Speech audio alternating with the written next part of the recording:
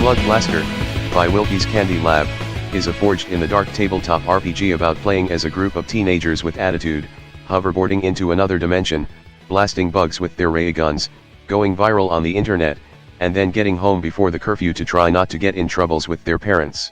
In Slugblaster, you play as teenagers in a small town of Hillview, each with different personality, the grit, the guts, the smarts, the heart, and the chill, each with different traits, personal arc, and style bonus to be cool and radical, as well as being equipped with hoverboard, ray gun, and even signature gears that they made in their own garage with duct tape and space crystal to skate over giant bugs and shoot laser with.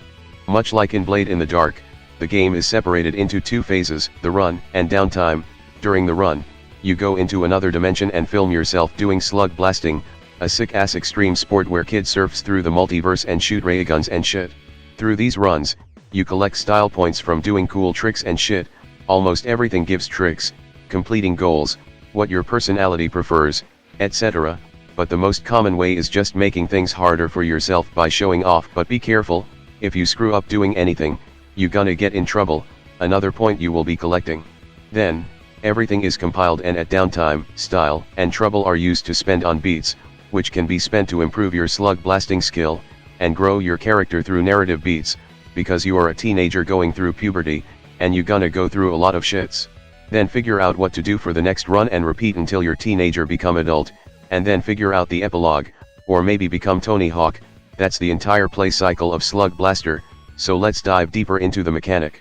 To play Slugblaster, you need a D6, and much like in Forged in the Dark, it's a partial result roll made to get you in trouble. 6 is pure success, 4 and 5 still gives you problem, and 1, 2 and 3 gives you both failure and problem, nasty, which is why you don't want to roll basic roll like this and instead do stuffs better with boost and kick. Boost just gives you an extra D6 to roll, while kick increases the impact of your result one step further, but you get nothing if you fail anyway. You can also dare the GM, essentially gaining a temporary advantage in exchange for a future trouble that might be 5 seconds from now. Boost and kick is primarily provided by the attitude of your character. I'm not kidding when I was talking about teenagers with attitude, and also by your character's signature gear. You can also get more dices without using boost and kick by using your character's traits, or just do things without rolling by using the function of your signature gears, but eventually, you will face problems. In most case, you will just hit a snag, a wrong turn, an alarm going off, just situation taking a turn for the worse. This is how most problems is like, but when the GM wants to escalate the situation, you get a slam, an injury, mood swing, depression, real problem that can linger, but thankfully, you are a teenager, not adult that will feel like dying just from running too hard, so you can take a slam or two, but too much, and you gonna have a disaster. This is disaster roll. You do not want disaster roll, because you don't just roll a trouble, you can also roll doom, which is not good. To summarize why doom is not good, you gonna end up like me if you have too much doom. You have to roll disaster roll every time you return from a run, so it's annoying, but reducing the amount of time you have to roll it would be very helpful. Which is why when you want to nope out of a slam, you can just take 2 troubles to do it, and usually, this is very worth it, until you also have too much trouble and explode too. On the other side of trouble is style, radical, cool, awesome, the sort of words you want people to describe you. Like I said before, you can earn style from many things, like your traits and style bonus and just doing things the hard way yourself. Style is also the primary currency to improve your character, both in terms of skills and character growth. You can spend style to get more traits, but you can only do so 3 times the easy way, forcing players to eventually spend them on other things, like spending them onto the fame of your crew. After all, you do slug blasting to get famous, and what better way to spend your style on than this? As you get more famous, you get access to more benefits and perks you can spend even more styles on to further improve your crew, like getting better has gears to slug blast on harsher dimensions, better deals with factions, and even a complete bragging reward by getting all the way to being the legend. It doesn't even give you legacy, but narratively speaking, you are just Tony Hawk now. What is legacy? The opposite of doom, and it will be important for your epilogue role, which I will talk about later. The other thing you can purchase with style is single beat called in the lab, because as a teenager, you can totally create high-tech device from whatever junk you manage to find. This beat creates component completely randomly, or if you are lucky, not, and then you can spend these components to create mods for your signature gear to improve them, or create generic gears to enhance your capability on field. The fact that you often can't specifically create a component you want is quite interesting, potentially forcing the players to use whatever resource they got on other things instead, because every advantage, even a lesser one in their view, is still an advantage. Finally, there's one last thing both style and trouble can be spent on: downtime narrative beats. Well, technically all the beats I mentioned before are also the same, but these are more narrative focused. Remember what I said a few minutes ago on how too many troubles will explode in a bad way? What if I told you there's a method to reduce them, as you can spend trouble on these narrative beats to reduce them, and good job, you just delayed your real problems, for now. These are amazing ways of actually running a narrative plot during downtime, because sometimes you get players like me who are a little afraid of being too troublesome, so we just get too quiet. Well, the game is now bringing troubles to you, so you better start fucking up.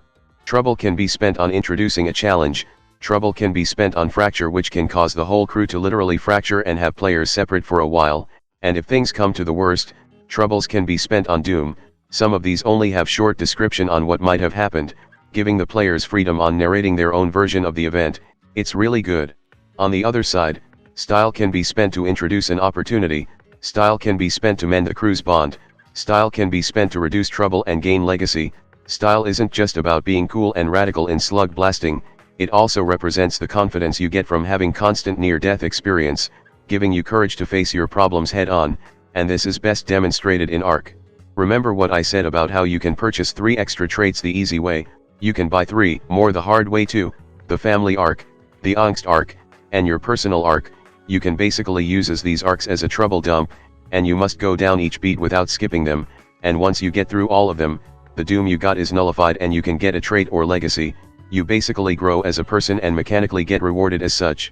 In a way, you can also think of these as a saving grace for players that are just really unlucky with their role, as getting a trait is a tremendous advantage, but of course if you are one beat away from finishing it and the story season ended right there, that's just a part of real life, I suppose. Finally, at the end of it all is the epilogue.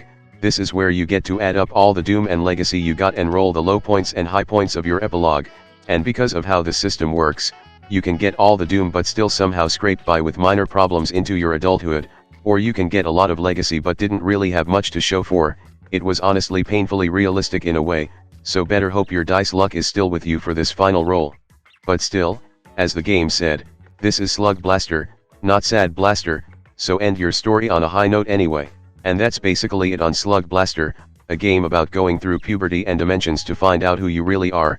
I really like the vibe Slugblaster is going for, an early 2000 era feel for kid cartoon or kid focused advertisements where the theme is revolved primarily around extreme sports in extremely exotic places. Because US kids of this era can actually spend time outside. As a kid, I spent a lot of my time indoor. Unsurprising, I know, but even then, these old cartoons about kids adventuring God know where, blasting monsters or doing extreme sports or having extreme quiz really hold a place in my heart. I'm sure these cartoons are here to yell at me on the messages of please go outside and be healthy, but I'm just too stupid to listen to them.